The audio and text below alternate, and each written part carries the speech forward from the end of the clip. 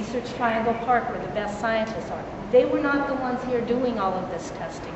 It was being handled as though it was sort of a regulatory matter, like they were licensing a power plant or something. And as far as I can tell, they essentially gave a permit to Osama bin Laden. It's okay to burn 2 gigantic towers. You don't produce hazardous pollutants.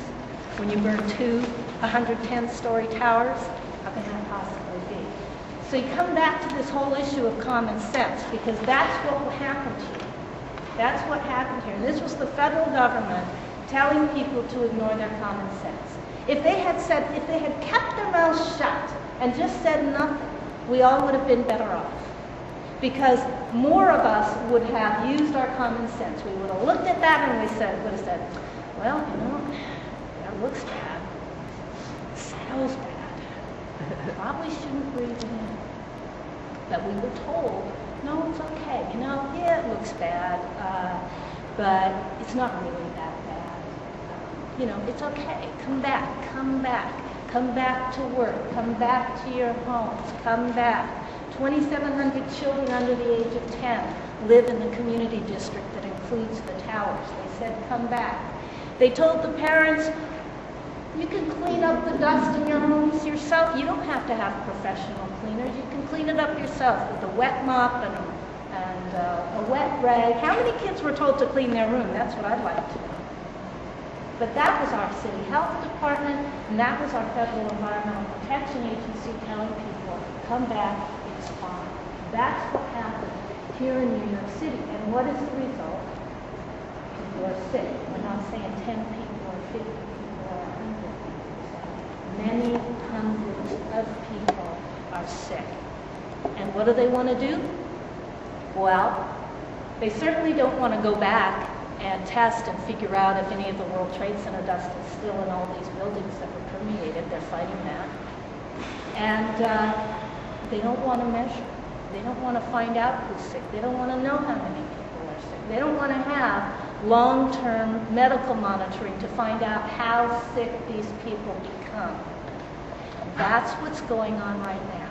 Why? It was certainly the most top-down thing I ever experienced in terms of White House control. Every single word of every single press release was coned over. Information control, enormous information control.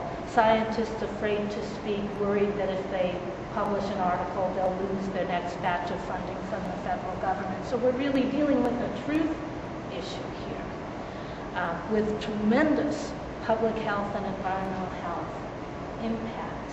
I guess I want to say that John is absolutely right in what he's been talking about.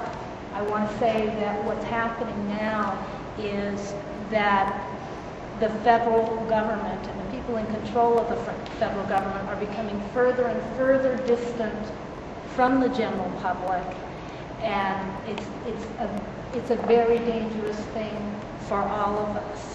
The racism impacts are enormous, but it's hitting all of us. I mean, all of the people who gave their health for the stock exchange in New York City. Just think about that. You don't matter. You really don't matter to these people. It's important to understand they don't care. They don't care about you, and they won't care about you unless you cause them a lot of pain. They say politicians understand 2 things, money and pain. If you can't dish out the money, you better dish out the pain. And that means we've got to get vocal.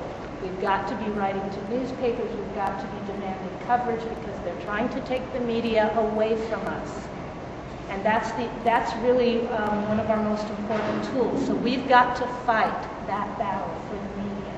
And we've got to fight at every local level for our politicians to be responsive and accountable to us. No office is too small to care about. Local level to the grassroots up. We absolutely have to get involved and fight to take our country back. We've got to fight for control over our lives, for control over our communities, for control over our health.